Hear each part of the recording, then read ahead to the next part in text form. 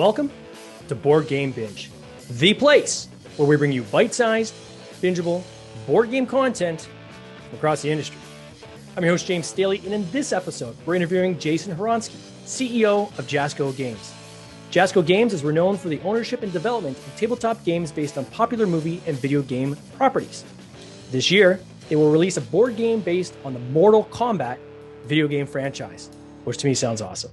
Jason, welcome to the bench. How you doing? Doing good. Thanks for having me. Oh, it is awesome to have you. Man, these are some pretty big properties you're involved with. Yeah, it's been a journey. That's got to be an immense source of pride, I guess I would say too, to be able to say, "Hey, I'm the guy, right, that brought these to the tabletop." Yeah, well, I mean, it's not as easy as it looks, I guess, is the easiest thing to say about the properties, but a lot of people ask us why we choose what we choose, and it's very much nostalgia. Like, I'm a big kid, so most of the stuff that we deal with had something to do with my childhood and just properties I really like, and I've been doing my best to get them and involve them in tabletop. So I read somewhere that you actually started when you're like 13. Yeah. How and why and what happened there? So it's kind of a long story, but back in, I guess it was 1998. I had just moved from West Texas to the Dallas Metroplex. I was really into Warhammer Fantasy, Warhammer 40K, anime, Yu-Gi-Oh, Magic, all that stuff, right, back in the day. And when I moved to this new junior high, none of my friends played any of these games, and I had to introduce them to Warhammer and tabletop in general and all this stuff. And so the closest store to my house was like a 45-minute drive, something like that, all the way across town at a place called Big World Comics. And I convinced all my new friends to play these games and get into Warhammer and get into card games and everything.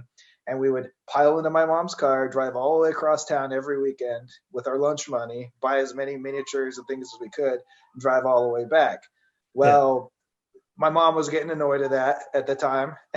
And so I was like, well, why don't we just, what happens if we just open up our own business and we sell it out of the house?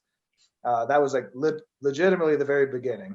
I converted our guest room into like a mini games workshop, little featured store. We got a special deal as a stockist with Games Workshop. My mom gave me, she thought it'd just be a fad. And she's like, here, I'll give you like the startup cost. You can learn how to do taxes and all that stuff. And it'll just be a little fun little thing. I think we started with like $1,500 of inventory. Oh, wow. And that was lent from my mom and entrusted to me to learn something, I guess. I was like, she's like, for her, she's saving gas money probably. But, so I stocked up, got everything that I knew my friends wanted to order, stocked some of the required things from Games Workshop, and it just kind of kept growing and growing. So from this little guest room that's smaller than this little shelf room is what I call it here in my house, smaller than this, into my mom's upstairs game room, like second living room thing. So we expanded and we started selling more Warhammer, more 40K. We ended up being listed in the White Dwarf magazine for having a full stock of paint and Warhammer and Fantasy 40K, Lord of the Rings, all the stuff as it was coming out. Yeah. And then we started adding Yu-Gi-Oh, anime, and all these things to the store. And all my friends in junior high and high school kept just coming to my house. And my house was always full of kids. Got to the point where, since we were in White Dwarf, random strangers started showing up to my house. I was like, is this a game store? Like, what's going on here? And so about that time, we decided, okay, well, we've grown. We have the finances here. I've got plenty of inventory. I've got tons of like gaming tables and stuff that we've built over the years. Let's look into getting a real game store. So my sophomore year of high school, opened up a 3,000 square foot store in Flower Mound, Texas, close to DFW Airport. And I ran that through high school. We stocked Games Workshop products. Privateer Press just came out with everything at that time. So we stocked War Machine and Hordes, Flames of War, Magic, Yu-Gi-Oh, Magi Nation at the time was a game. The Games Workshop card game, so the 40K card game, and Warcry. And just kind of kept stocking more and more stuff. We ended up getting a full LAN center in the game store at that time. And I ran that through high school. I was opened up right after school and stayed open till midnight every day. It was open all weekend. And then I'd do my homework at like 6 a.m. and sit in front of my class for like 3 hours doing my homework. And that was school for me. Yeah. And did that through college. I actually went to Texas Tech, moved my store to West Texas, opened up there, expanded it again, got even bigger, and just kind of did it as a hobby while I was in college. And in 2009, Fantasy Flight Games, I'm trying to compress this as much That's as I can. okay. 2009, Fantasy Flight Games decided to end all of their CCG lines. Yeah. So they canceled Game of Thrones, Call of Cthulhu, what was it called? Kingdom Hearts and UFS, right? They canceled all their CCGs at once, right before a big Christmas sale. So I started talking to Steve Horvath over at Fantasy Flight, now he's with Asmodee, about acquiring the rights to UFS, the card game. So this is like the story of the first game Jasco Games rescued. So the game was going to be canceled. It was around from 2006 to 2009, using Street Fighter and Soul Calibur and a bunch of fighting game titles. Started with Penny Arcade and negotiated that, took out a couple student loans, paid for the property, bought it off of Fantasy Flight Games. And when I graduated from college in January 2010, we started becoming a publisher. And we started with the CCG UFS, which has now been converted to Universus. Okay, yeah. And we're going to be doing a big launch with My Hero Academia this year for that game. But that was the first game we saved. And then since then, we had no licenses or anything at the time. I developed our own IP, Red Horizon, to launch the card game with. Built that up for 3 years, and slowly got our first licensing agreement with SNK Playmore at the time. Now they're just SNK for King of Fighters 13. And since then, we've just been growing into bigger and bigger licenses and games, and expanded from card games to board games to miniatures games to puzzles, toys, kind of do everything now. So let me I got to jump in here. So in high school, you opened up your own store. Yep. In junior high, right? And then you're running your own store throughout high school, kind of moonlighting with your homework and so forth. This is not a common story. This is like from an entrepreneurial stand. I mean, this is the American dream, clearly. But I mean, wow, like that is incredible, right? To do that at such an early age, kind of cut your teeth on kind of the business aspect of it. Amazing. Now, when you move that store, was there any consideration to maybe even just selling the existing stores, so that, because you would have had people coming to visit the location by the airport, right? Before you moved. Yeah, so we actually did. In the Dallas store, the store in Flower Mound, we sold to a company called Game Exchange, and they only stayed open for about a year. It turns out, like literally, I think it was just at a year. They closed like a couple days after the year anniversary, which is really sad. But we brought in a lot of clientele through me.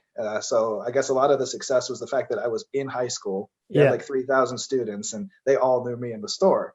So without me, I guess a lot of the customers just didn't care anymore. You probably lose that coolness factor too, right? Going from some kid running the store, it's his store, to someone else just taking it over and, and they had like 3 or 4 locations. Yeah. Game Exchange was around the Dallas area, relatively well known. They did video games and stuff too.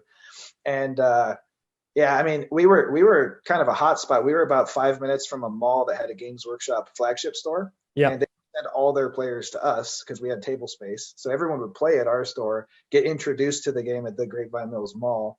And then Reaper Miniatures was a 30-minute drive from us in Denton. So the Reaper pro painters would always come on the weekends and teach everybody how to paint. And so we had a really cool dynamic in the location. And it just, unfortunately, the new company didn't jive as well with the tabletop community. They were way more into, tabletop minis, I would say. They were way more into Magic and video games. Mm-hmm. And it just wasn't the same clientele. So I think they lost a lot of customer base that way, unknowingly. And then when I went to West Texas, I just kind of started back over with Games Workshop again, and because I knew it the best, knew their sales strategies and everything at the time, and got into board games and card games and everything again.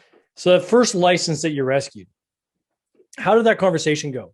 And at that time, you hadn't done anything like this before, right? So there's a certain level of risk, right? So, I mean, that's a huge leap, right? So what led you to say, you know what, I'm going to take this leap. I'm fairly confident I can make it work. Don't know much about the licensing. This is kind of my first one. And so how did you kind of figure that out? It was about 6 weeks of completely thinking I'm not going to do it, and then I'm going to do it, and I'm not going to do it, and I'm going to do it. I was really involved with the UFS card game as a player and a store. and we were running our own pro tour like tournaments and things like that in the West Texas area. I was really an advocate for the community and trying to grow that area which isn't a very high population compared to most places in the U.S. So we were getting really good results. And when they decided to cancel, I was on the forums talking to the players. I'm like, well, what if we do this? What if we do this? You know, can we still keep the game going this way or this way or this way? And it ended up just me having to directly talk to Steve, who started the game under Sabretooth Games, which was a subsidiary of Games Workshop. So you'll see our background has a lot to do with Games Workshop as a whole. And he didn't really want to let it go, I don't think, but it wasn't doing as well under Fantasy Flight, and they didn't really have the infrastructure for CCG organized play. And that was the kicker that really, I think, killed all those CCGs at the time. It was just being a board game company, not knowing how different CCGs are.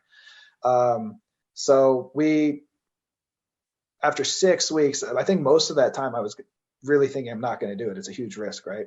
Yeah. And then I finally woke up one day and I was like, I will regret this the rest of my life if I just don't do it. And I'm young enough to take the risk and go bankrupt and see what happens. At the time, I think I was 23, 24. Holy I don't cow. remember. Yeah. And I'm 35 now, so it's been a while. And like I said, we took out student loans. So I took out 2 student loans to pay for everything because I was like right at graduating, about a month into graduating. Yeah. So I had really low interest.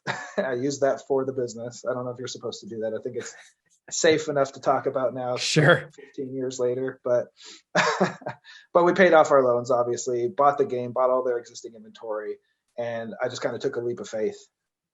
When did you know that that risk had paid out? Like, how long was it before you're like, okay? Man, it was very rough starting because we had to figure everything out for manufacturing.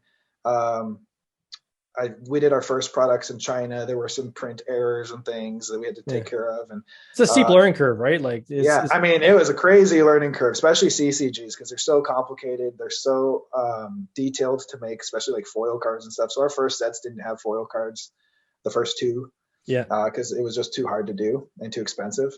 And if anything went wrong, it would have bankrupted us. So we had to like heavily secure shipments with shipping insurance. They had to have like secure everything because it was all just me out of pocket. And I didn't come from massive wealth. It was like game store money, right? Like game stores can make a living, but it's not the same as publishing. Sure. And the costs and the shipping costs and then customer service and distribution and all that stuff. So I was lucky to have been working with distributors for so long as a store. So I was able to kind of get those relationships going, get it out in there, talk to companies like Cool Stuff Inc. at the time who really supported us and stocked the cards and helped us get off the ground. But man, there was a lot of struggles. The first, I think 3 or 4 years, the biggest thing was like an actual like natural disaster plague. Anything that had to do with water was super bad luck for us. Our very first shipment got hit by a blizzard in Texas, like never happens. I was hauling a pallet of cards because it was all late because of weather. So I drove from West Texas to Dallas 5 hours as soon as it landed because they weren't going to get it to us. And then I picked up one of the pallets of cards, put it in my truck, and drove back through a blizzard that just happened out of nowhere on the way back. We spun out. The card died in the middle of the highway sideways and was about to get hit by a semi. We had to like push it out of the way with the pallet of cards in the back. Then at one of our tournaments, like about a year later, we had the second release of our card game. Our hotel room had all of our orders for our retailers there because we were running the tournament, had to ship at the same time. It was in Las Vegas before we lived here. And our hotel room got flooded. All that cardboard on the floor that was ready to pack out in our hotel rooms all got flooded because one of the neighbors like left their tub on overnight or something. It flooded all the floors and ruined like $15,000 product. Like just water kept being an issue. So when we moved to Vegas, I guess the dry is like, this is our luck. So everything kind of went better ever since 2014. Feel like a lot smoother. More of a cardboard friendly climate, I'm thinking. Yeah. But no, the learning curve for publishing is already steep, and CCGs, I do not think I would recommend that being your very first game product that you try to make, because it is way harder. It's way harder to do. So you made a leap into Kickstarters, right? And started taking this kind of Kickstarter path. And for anybody watching or listening, you've been very successful, right? I think I was adding up the numbers. I think you've been in excess of $3 million you've done in Kickstarter campaigns. At what point did you start jumping into the Kickstarter to say, okay, now I've kind of figured out some of the licensing? Was it part of that initial thing, or was that kind of a next phase that you moved towards? It's a really interesting story. Our first Kickstarter was the Mega Man board game. It's also our first board game. And it all happened because I was on a trip in New York and had a dream in my hotel room about Mega Man, and wrote down a whole bunch of stuff on Best Western notepad notes about this game idea I had, and then went back to sleep. We didn't have rights to Mega Man or anything at that time. And then down the road, I talked to Capcom. We were actually trying to get Street Fighter and I think it was Street Fighter Cross Tekken. Yeah. For the license, because it's two big fighting games, it would have made sense. Didn't work out, but they're like, we could give you Darkstalkers and Mega Man. And so it's like kind of pure coincidence that I had a game idea. They gave us the rights to Mega Man instead of what we were asking for. And I think we were one of the very first licensed products ever on Kickstarter as well. So we decided to do the Mega Man board game, include painted miniatures. We did a lot of stuff that's like pretty risky actually when you think about it, but it was new to, I mean, Kickstarter was pretty Wild West at the time in 2014. Yeah. Still pretty new. And it worked out. It was probably a loss for the first 6 months once it fulfilled, because the shipping, we didn't realize we built shipping into our stuff. We probably lost $250,000 on shipping.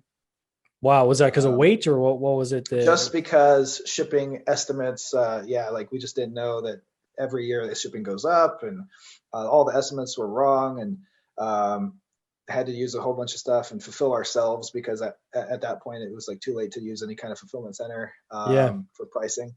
And so it eventually recouped in retail. But yeah, I mean, that was a harsh lesson in how. It's a big campaign too, right? Didn't that hit over like $500,000 or something? Yeah, it was about $415K for our first Kickstarter, which is pretty good for that time. I think it was the 14th highest grossing Kickstarter, and one of the top board games, like top 3 or 4 at the time.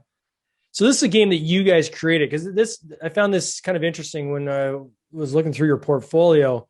First question that came to mind was, when you're securing these licenses, is the licensee coming with kind of a framework saying, okay, you can have our property, here's our licensing contract, here's a royalty structure and so forth, and by the way, here's how this game has to kind of be structured?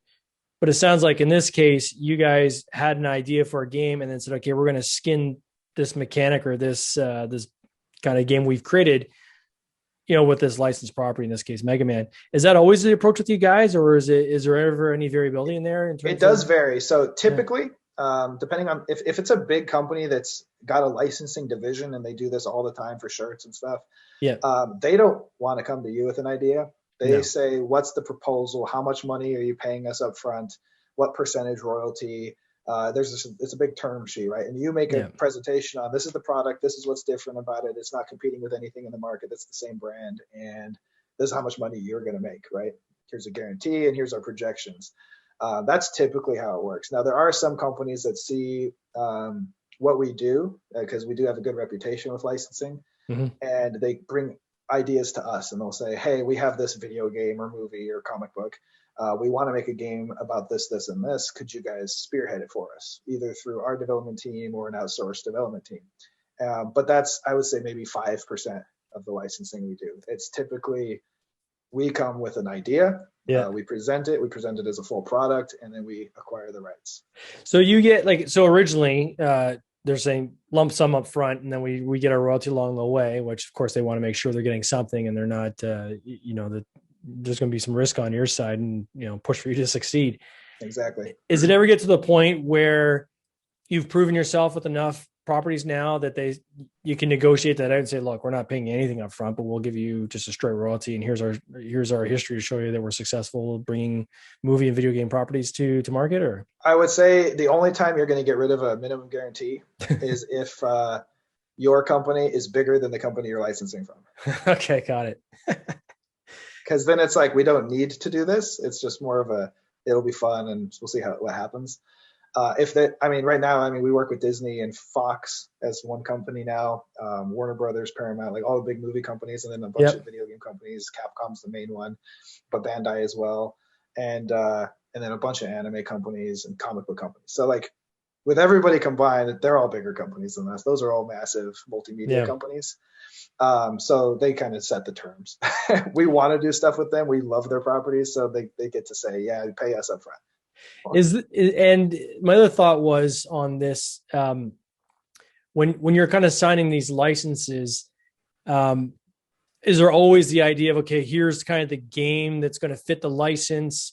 Because in my mind, I got to think there's got to be some licenses that are just not going to translate into board games, right? So is it always kind of start with, okay, here's a game we think we can make with that license? Mm-hmm. Or is there ever a time we just say, we like that license so much, we want it bad, we'll figure it out once we kind of secure we'll kind of do it the other order?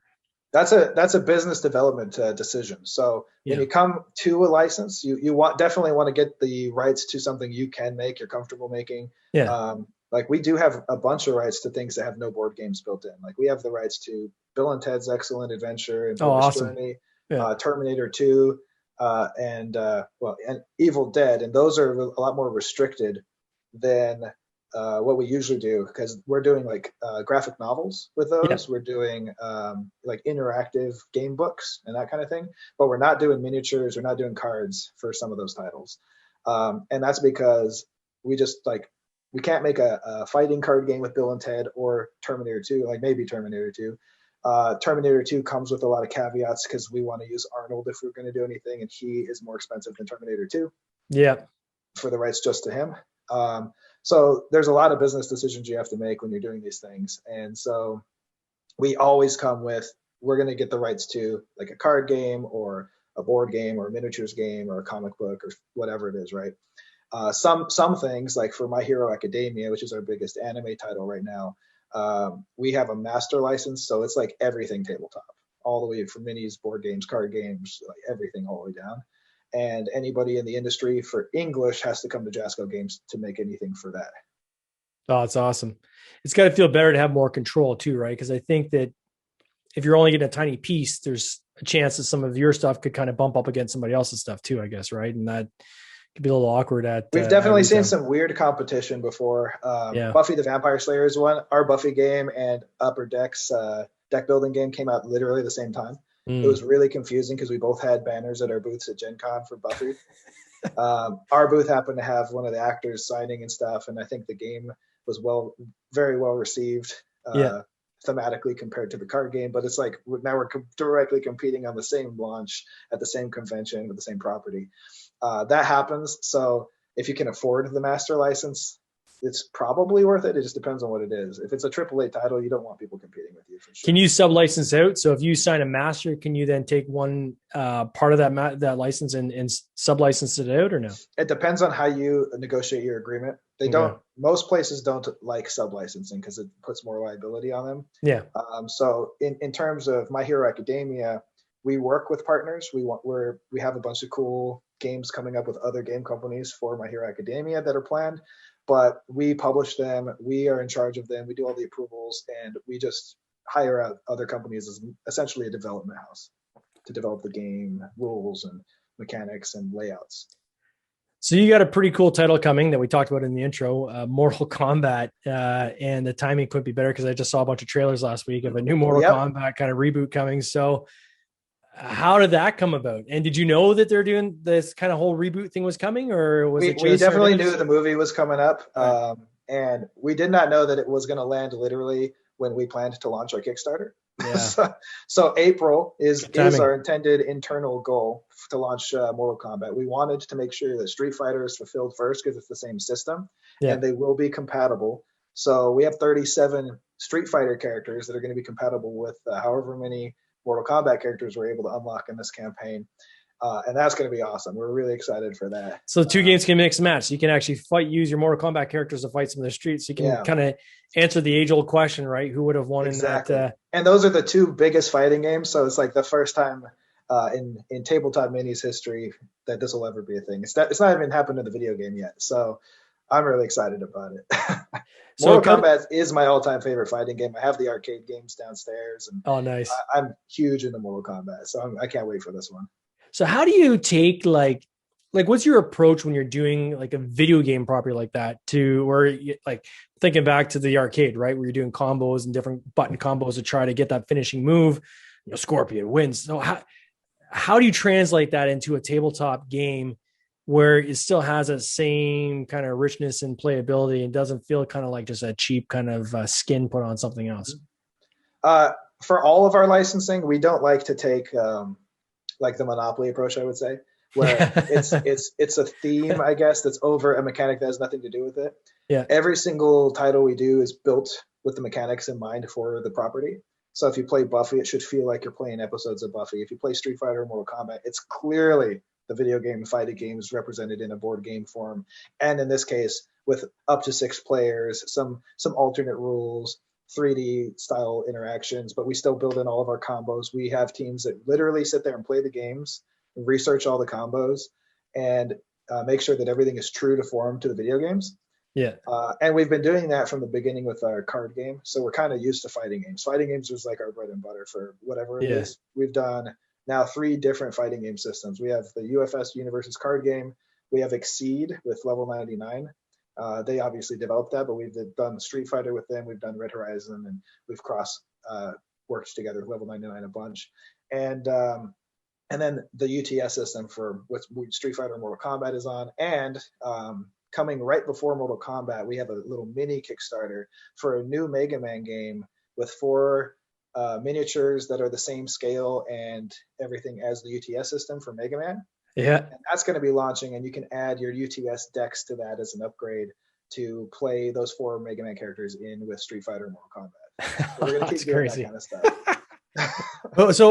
So when does that campaign launch? So if it's a mini one, because one campaign has to finish before the next one. Right. Yeah. So that one is probably going to be next month. The game is in final approvals right now with Capcom. The game's been completely designed.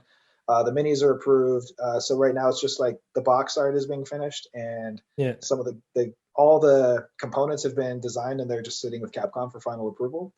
And so then we'll do marketing and launch that thing, and it should be pretty quick and easy to produce. We like our manufacturer for this stuff, and we'll have some more awesome miniatures to show off, and a whole new Mega Man game that's never been seen before. Plus, it's compatible with UTS. So, that's crazy. Are you using the same manufacturer? Like, have you found you've kind of got into like a good little rhythm now with certain art houses and manufacturers and distribution networks and things like that? Like, is that all kind of now? Very dependent on property or product and what it's made out of and what countries we're distributing to. Like earlier in my career, I would say, we really like just work with one manufacturer, and we tried to do that. Now I'd say we work with 30.